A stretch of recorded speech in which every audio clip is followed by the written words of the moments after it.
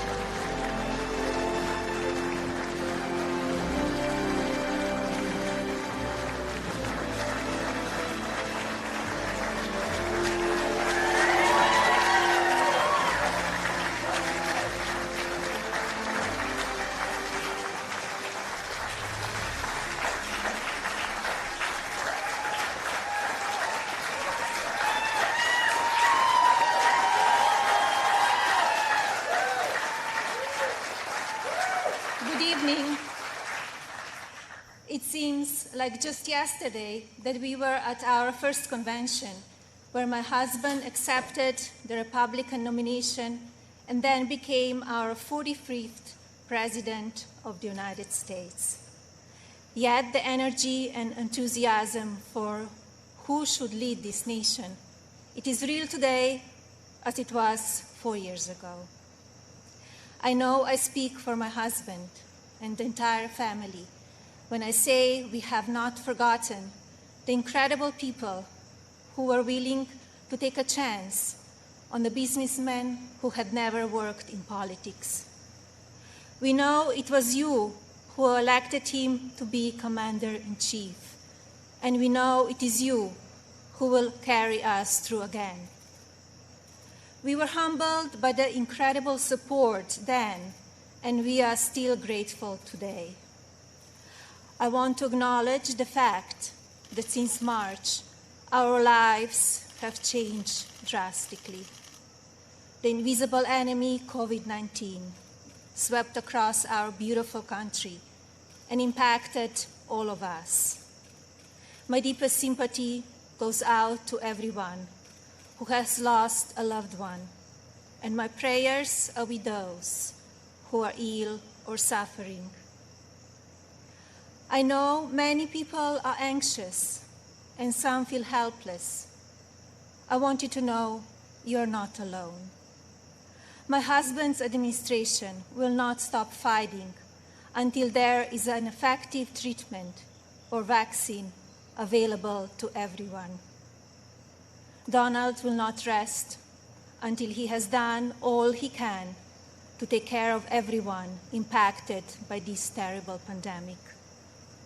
I want to extend my gratitude to all of the healthcare professionals, frontline workers, and teachers who stepped up in these difficult times. Despite the risk to yourselves and your own families, you put our country first, and my husband and I are grateful. I have been moved by the way Americans have come together in such an unfamiliar and often frightening situation. It is in times like this that we will look back and tell our grandchildren that through kindness and compassion, strength and determination, we were able to restore the promise of our future. Businesses stepped up and volunteers stepped in. People were eager to share ideas, resources, and support of all kinds with neighbors and strangers alike. It has been inspiring to see what the people of our great nation will do for one another, especially when we are at our most fragile. Speaking of strength and determination, we recently celebrated the 100-year anniversary of the passage of the 19th Amendment. Yesterday, on the North Lawn of the White House, we unveiled an exhibit dedicated to women's suffrage. The exhibit called on children from across the country to send art honoring the meaning of this important time in women's history.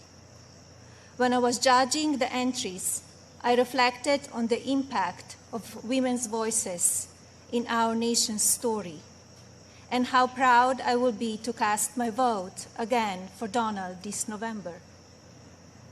We must make sure that women are heard and that the American dream continues to thrive. Growing up as a young child in Slovenia, which was under communist rule at the time, I always heard about an amazing place called America, a land that stood for freedom and opportunity. As I grew older, it became my goal to move to the United States and follow my dream of working in the fashion industry. My parents worked very hard to ensure our family could not only live and prosper in America, but also contribute to a nation that allows for people to arrive with a dream and make it reality. I want to take the moment to thank my mother and father for all they have done for our family. It is because of you that I'm standing here today.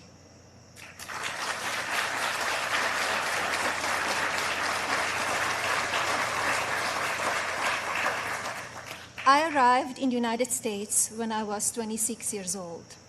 Living and working in the land of opportunity was a dream come true, but I wanted more. I wanted to be a citizen. After 10 years of paperwork and patience, I studied for the test in 2006 and became an American citizen.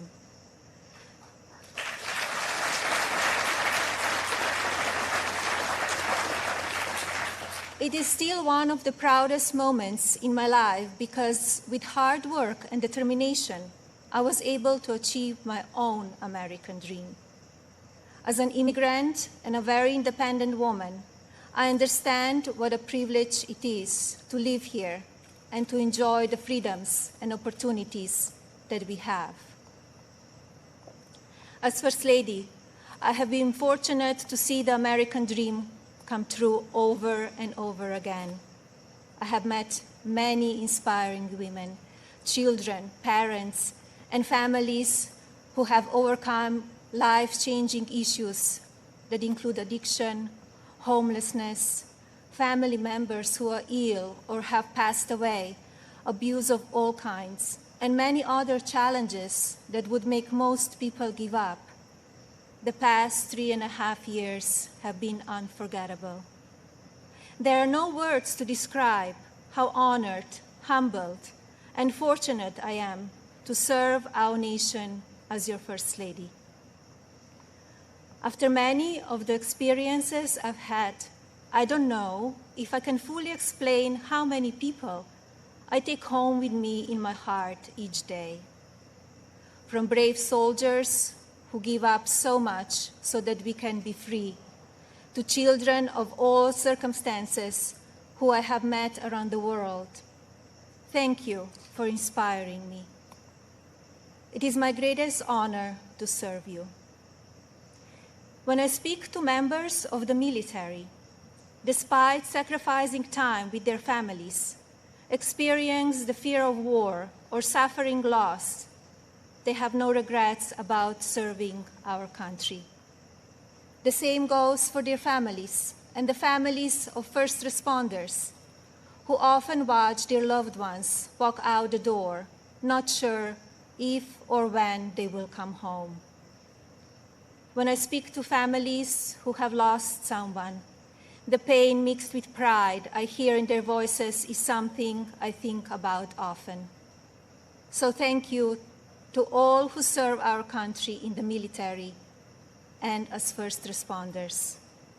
And thank you to the families who wait for them. You are our heroes in your own right.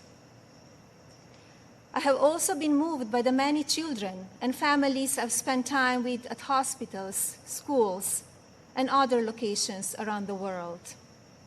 Children who are dealing with pain or illness that would break even the strongest adult. Parents who are grateful to wake up every day and see that their child is still alive. These families are a testament to what faith and medicine, strength and science can do. On my first international trip as First Lady, my husband and I visited places of great significance to the three major religions: Islam, Christianity, and Judaism.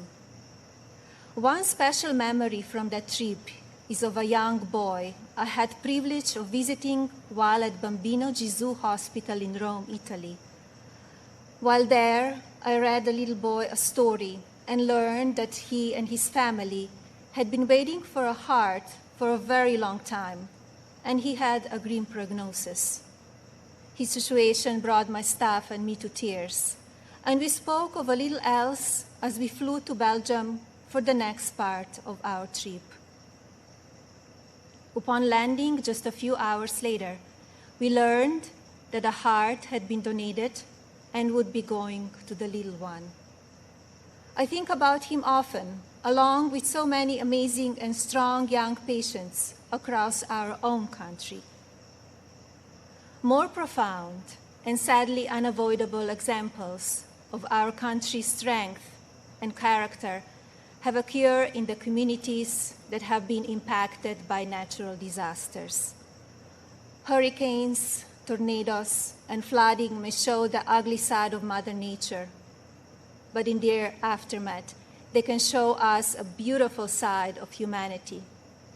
My husband and I have visited many places that have been affected by natural disaster, and we are deeply moved by the strength of the people who have lost everything and the kindness of neighbors and communities. The common thread in all of these challenging situations is the unwavering resolve to help one another. I recognize the stories I just told about people who survive extraordinary circumstances, but Donald and I are also inspired by the millions of Americans who wake up each day with a simple yet courageous goal of providing for their families and keeping them safe. You are the backbone of this country. You are the people who continue to make the United States of America what it is, and who have the incredible responsibility of preparing our future generations to leave everything even better than they found it. Just as you are fighting for your families, my husband, our family, and the people in this administration are here fighting for you.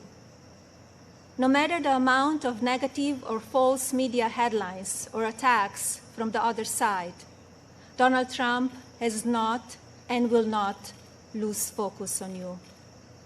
He loves this country, and he knows how to get things done. As you have learned over the past 5 years, he is not a traditional politician. He doesn't just speak words. He demands action, and he gets results. The future of our country has always been very important to him, and it is something that I have always admired.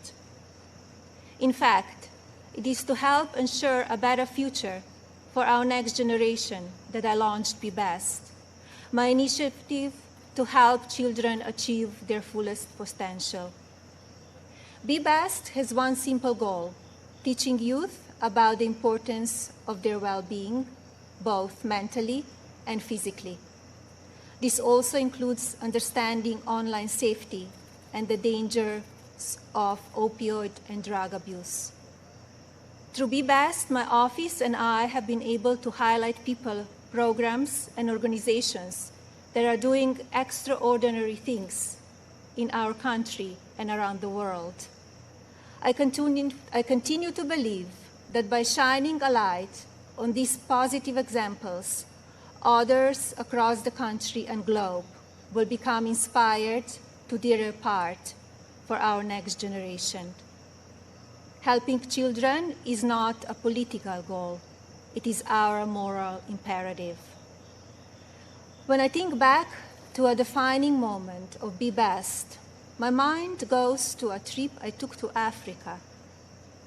On that vast and beautiful continent, I was able to visit the countries of Ghana, Malawi, Kenya, and Egypt.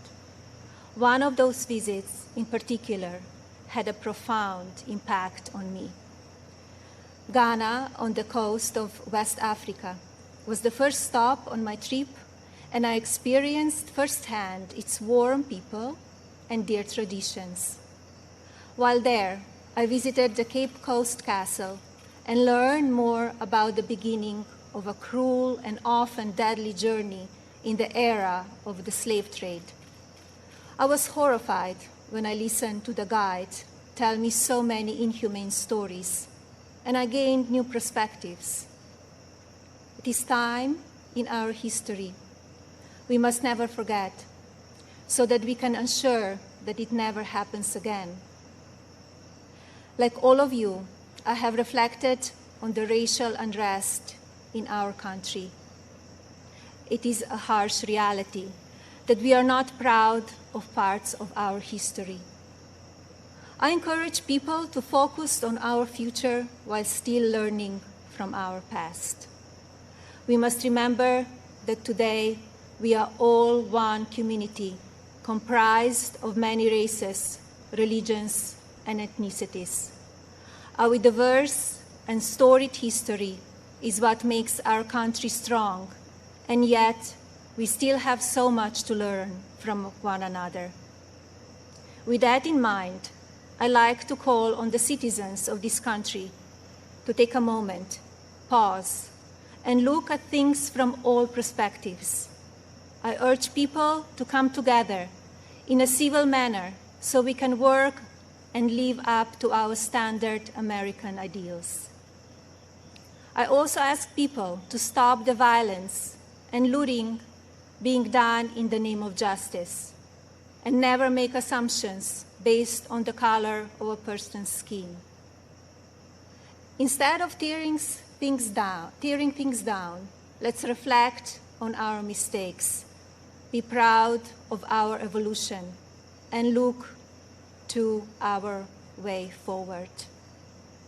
Every day, let us remember that we are one nation under God, and we need to cherish one another. My husband's administration has worked to try and effect change when it comes to issues around race and religion in this country. He is the first president to address a special session of the United Nations General Assembly to call upon countries across the world to end religious persecution and honor the right of every person to worship as they choose. He has made substantial investments in our historically Black colleges and universities. This president also continues to fight for school choice, giving parents more options to help their children flourish. My husband knows how to make a real change. From the day that I met him, he has only wanted to make this country the best it can be.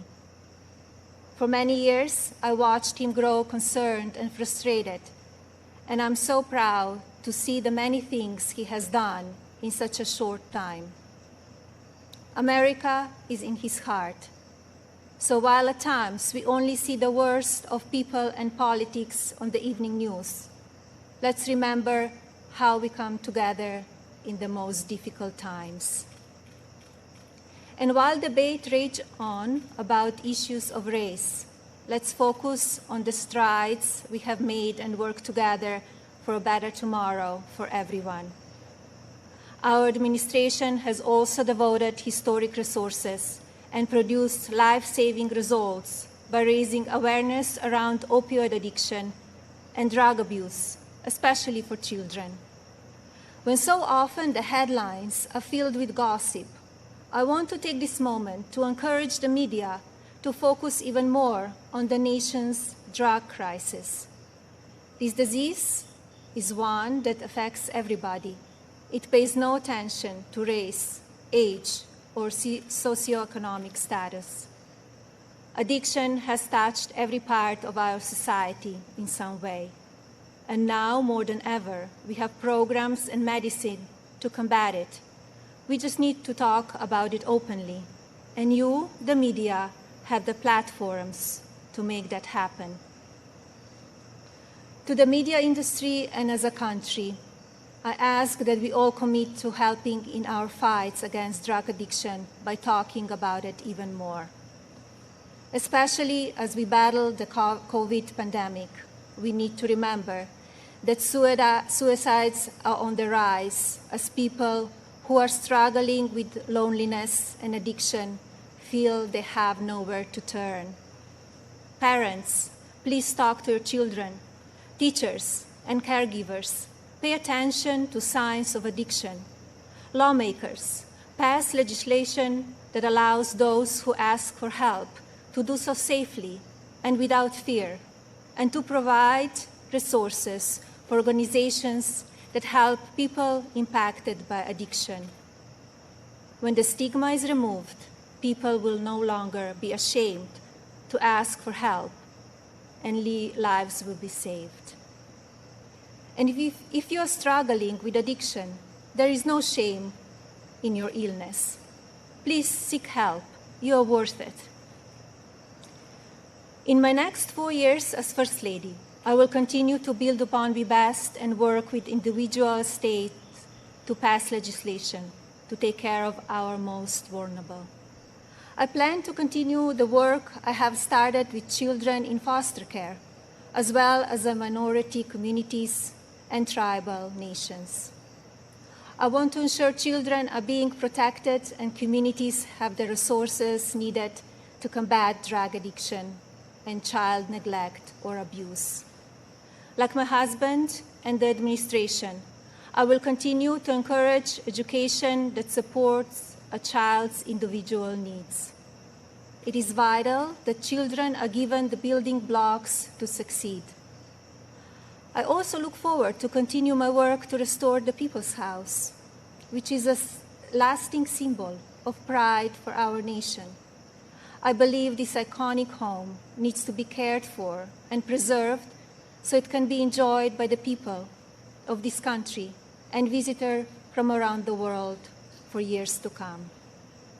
I'm passionate about this beautiful house, the grounds, and all they represent. And now I have a special message for the mothers of this country. This modern world is moving so fast, and our children face challenges that seem to change every few months. Just like me, I know many of you watch how mean and manipulative social media can be. And just like me, I'm sure many of you are looking for answers how to talk to your children about the downside of technology and their relationships with their peers. Like every parent in this country, I feel there are so many lessons to teach our son and responsibilities as his mother, but there are just not enough hours in the day to do it all. I remind myself that I'm more fortunate than most and still have days that I look for wisdom and strength to do the very best I can for him. To mothers and parents everywhere, you are warriors.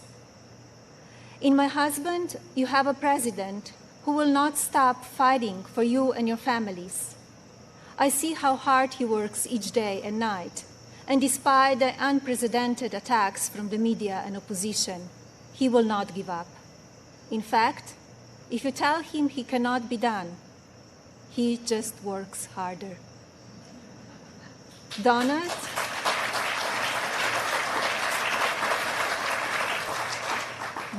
is a husband who supports me in all that I do.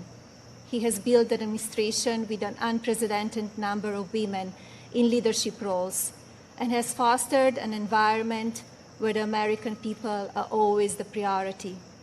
He welcomes different points of view and encourages thinking outside of the box.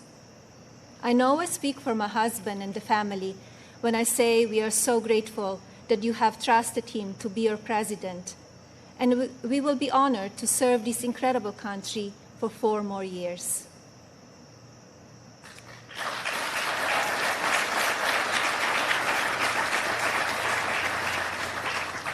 As you have heard this evening, I don't want to use this precious time attacking the other side, because as we saw last week, that kind of talk only serves to divide the country further.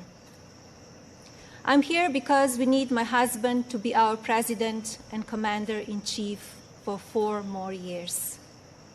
He is what is best for our country. We all know Donald Trump makes no secrets about how he feels about things. Total honesty is what we as citizens deserve from our president. Whether you like it or not, you always know what he's thinking. And that is because he's an authentic person who loves this country and its people and wants to continue to make it better. Donald wants to keep your family safe. He wants to help your family succeed. He wants nothing more than for this country to prosper, and he doesn't waste time playing politics. Almost 4 years ago, we went into Election Day completely underestimated.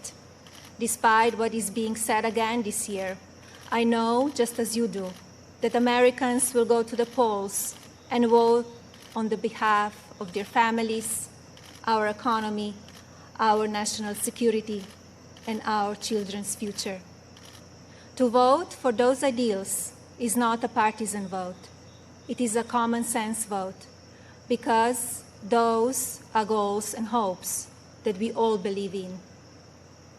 I believe that we need my husband's leadership now more than ever in order to bring us back once again to the greatest economy and the strongest country ever known. God bless you all, your families, and God bless the United States of America.